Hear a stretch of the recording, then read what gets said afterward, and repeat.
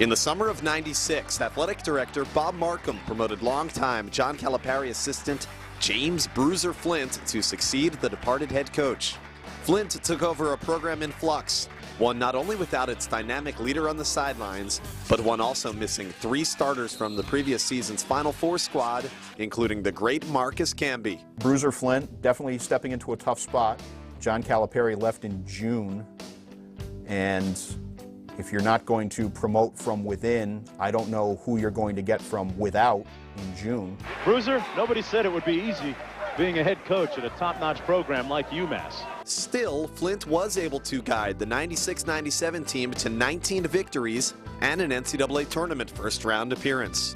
The next season, paced by big men Tyrone Weeks and Larry Kettner, the Minutemen went 21-11 and made the NCAAs for the 7th straight year, this time falling victim to St. Louis in a first-round game. It was the last game that UMass has played in the Big Dance. Flint's teams hovered around the 500 mark the next 3 seasons, and following a loss to Temple in the 2001 A10 final, Flint was forced out after 5 seasons. He was the 3rd winningest coach in program history. His teams were good. They were not as good as John Calipari's teams had been, but that's very, very hard to do. On balance, he had 5 good years. The last 3 seasons were not quite as good as the first 2. Flint's teams were led by a dynamic guard from Boston, Monty Mack, who finished as the program's 2nd all-time scorer with over 2,100 points.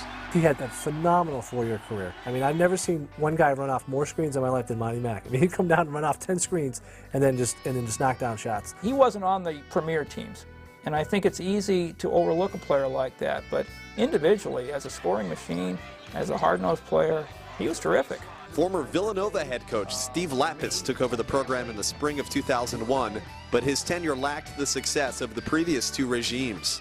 After 3 below 500 seasons, Lappas' Minutemen finally picked up a signature victory, knocking off 7th-ranked UConn in December of 2004 at the Mullins Center. I talked to Jim Calhoun that afternoon, and he's such an intense competitor, but I could tell he didn't really put a whole lot of thought into the idea they might lose this game, and nobody else did either.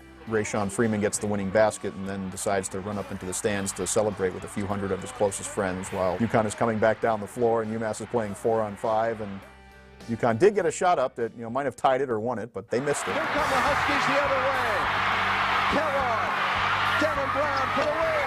They're good, and UMass has done it. It was a night that reminded people that what could be special, both in the atmosphere and how UMass could play it. Lappas was let go in the spring of '05, and new athletic director John McCutcheon brought in Rick Pitino disciple Travis Ford to coach. The new head man brought a Pitino-like discipline and immediately went about rebuilding the program. He's instilled something in everybody that, you kind of don't want to take any days off. You feel bad when you don't work hard. Ford inherited 2 standout big men who would help lead the Minutemen back to prominence, Rayshawn Freeman and Stefan Lasme. Well, he was just a presence down low. But he gets his own rebound, blocked away again by Lasme. A 3rd time by Lasme. He used to get mad at us when we used to foul guards outside on the perimeter. He just wanted to block everything. Obviously, he could score, he could rebound, he created a lot of double teams, which enabled me to get a lot of open shots and stuff like that, so I love to have him on the court. After going 8-8 in the Atlantic 10 in Ford's first season, UMass won 13 conference games in '06-'07 led by Freeman and Lasme, and the team earned a share of the regular season A10 title. The Minutemen returned to the postseason for the first time in 7 seasons and defeated Alabama in a memorable first-round NIT game thanks to a clutch shot from a young point guard named Chris Lowe. Final 5 seconds. Here's Lowe. Here's the game. Fadeaway jumper. He got it! Chris Lowe! UMass wins it! The Minutemen outdid that NIT run the next season with senior Gary Forbes leading the way. UMass won 1st and 2nd round home games to advance to the 2008 NIT quarterfinals and a matchup at Syracuse at the Carrier Dome, a place the team had already recorded a 107-100 victory earlier that season. You're playing Syracuse at Syracuse, so you know you're going to lose, and you're down by 20 and there's very little time. So, oh yeah, it was a nice run, and okay, season's over then. Oh my God. We knew we weren't going to lose the game. You guys went to the timeout. Myself, Etienne, and Dante, leaders of the team, we kind of looked at each other and said, this is not going to be our last game. Low underneath, Milligan, the dunk!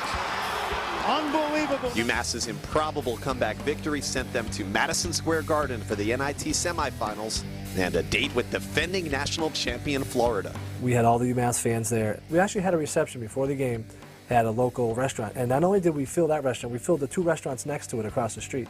And we all walked in, it was all UMass people. It was a fast-paced game. I remember being down at halftime. You know, guys came in the locker room and we're kind of happy. We're like, all right, you know, we're in this game. This is right where we want them. They were feeling comfortable, and we took it from them. Look at this spin. Oh, dagger! They win the semifinal game, and then, yeah, and the same thing in the Final Four, the year of the Final Four. Yeah, they can win this thing. They can beat Ohio State. They didn't. Does that make them any worse? No, it isn't. It was a great team. And they went to the final and gave Ohio State a good game, beat Florida. So it was very exciting. It reminded people that UMass basketball is capable of doing national things. Coach Ford left for Oklahoma State after the season, and McCutcheon hired a former Minuteman point guard, Derek Kellogg, to take the reins. He inherited a program that was clearly back on the rise. Everyone knows who we are now. They don't just remember Calipari and Marcus Camby and Dr. J. You know, they remember the times of Stephon Laz when you're getting triple doubles or coming back 20 points down from Syracuse. Travis Ford and his teams gave today's fans a little taste of what it was like around here. Not so much in the mid-90s when UMass was at this real transcendent level, but certainly the early 90s when it was starting to get pretty good.